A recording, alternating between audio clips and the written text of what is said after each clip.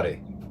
So you want to come to Madeira Beach, and I'm making this channel for people that are coming into the area, St. Pete area, Madeira Beach, Treasure Island, Reddington, and all that stuff. And the content's going to be geared on helping you find things to do, be a responsible tourist, and maybe not get hurt or get into trouble while you're down here. I'm restoring this sailboat.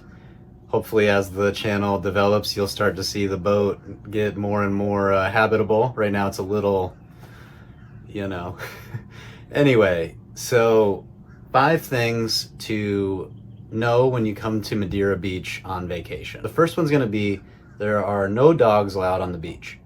You will see people, if you get in any of the Facebook groups, constantly asking this question. Unfortunately, people ruined it for you. They didn't clean up after their dogs. Dogs run around biting people and whatnot. And the city has banned dogs on the beach. There is a hefty fine for bringing a dog onto the beach, so I wouldn't test it. There are dog-friendly beaches in the area, and we will have another video coming out on where to bring your dog if you do come to the area with one. Right off the top of my head, if you guys are bringing a dog down, on the other side of the Tom Stewart Causeway by the Madeira Beach McDonald's and the high school, there is a little beach where people kind of bring their kayaks and whatnot and land boats in that area that you can bring dogs to. A leash is required. You can't just let the dog run around, but that's a nice place to bring a dog if you gotta get out and get some fresh air with your dog. The next thing is going to be that there are no bikes allowed on the beach either. This was passed recently. The city was kind of annoyed that people just kept getting clammed with freaking motorized bikes and whatnot. You'd be sitting there digging a sandcastle or whatever, and all of a sudden some dude comes up and slams you across the face with a bike. So the city has banned bikes, especially the motorized bikes, but they'll get on to you for regular bikes as well. So do all your biking in other parts, and if you're going to go to the beach, leave it at home.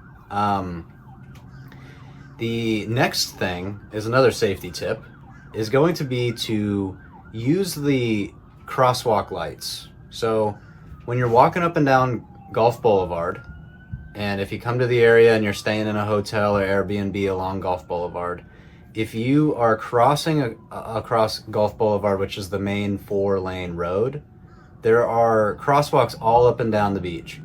This is the safest way to get across the street. There are constantly people getting hit or all sorts of crap happening with people just running across. I was coming home yesterday and people saw the traffic coming and then just decided to bolt right in front of traffic. No need to do that. There are crosswalks up and down the beach. And these crosswalks have blinking lights attached to them. So if you hit the little cross button, it'll immediately make the lights start blinking. And then cars in the area, people in the area, they know what this means. And if a cop sees you blow through the lights, they're going to pull you over and give you a hefty fine. So be safe when you're crossing a Gulf Boulevard. Use the dang buttons. Push the button, wait for the beeping, wait for cars to stop.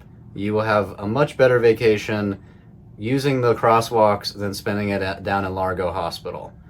The next thing that you need to be aware of is another safety tip, and that is if you are renting bikes or you brought a bike and you're using the bike lanes on Gulf Boulevard, the bike lanes go with traffic. So I constantly see people coming up the wrong way when they're using the bike lanes, and that is super dangerous because most motorists are looking in the direction of traffic to see if a car is coming, and the expectation is that the bikes are coming the same way. So if someone looks to the left, doesn't see any cars coming, and you're coming up to the right, you could end up going over that person's hood. Worse could happen too. But you're going to be the one at fault. Don't quote me, I'm not a lawyer or anything, but be safe. Use the crosswalk buttons, use the bike lanes correctly, don't bring dogs to the beach and don't ride a bike around at high speed on the beach. It's not cool. And while we're on the beach, don't dig massive holes and leave them there. If you're gonna dig a huge hole, fill it back in before you leave. It's super dangerous for people. They're running along or doing whatever, playing frisbee, and all of a sudden they're breaking their ankle because you have dug like a 5-foot deep hole in the beach. In fact, some lady, unfortunately, got super injured and her daughter died because this was happening. So seriously, fill them holes back in. Now the next thing and the last thing is a tip for people coming into the area that are on a schedule. You know, you got stuff to do and you keep getting hit by the dang drawbridges.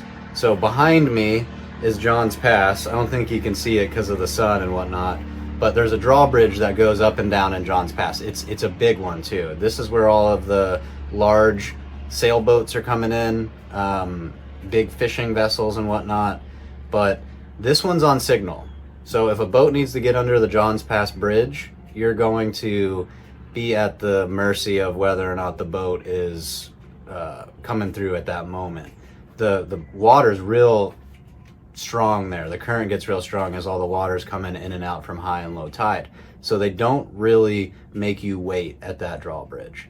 Now, if you're coming to Madeira, and that one's on the south side. So if you're on the south end, if you're leaving to the south end of Madeira, you could hit the John's Pass drawbridge. Now, the other one at Tom Stewart, near that beach I mentioned, and the McDonald's, that's the northern one. If this is like the Barrier Island, John's Pass drawbridge is down here. You go up Gulf Boulevard and make a right across the Tom Stewart Causeway. That one is on a schedule, and I know this because when I was bringing this sailboat out of Boca Ciega Bay, they made me wait until I hit 40 on the hour. So, and that was fun. I was just circling around in my sailboat waiting for them to raise the dang drawbridge.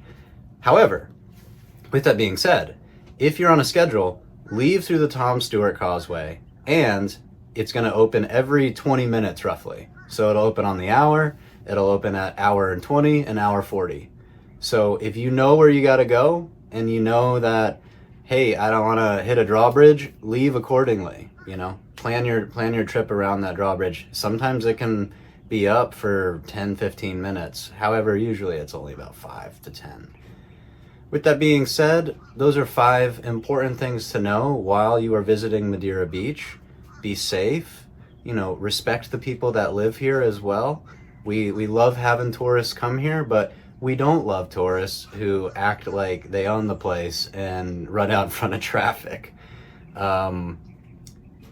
Can't wait to give you guys some more tips and things to do while you're here, things to do when it rains, you know, things to do when it's super hot or super cold, or best fishing spots and all that stuff. Stay tuned for more Madeira Beach and St. Pete travel tips, and I hope you guys have fun while you're down here. Take care.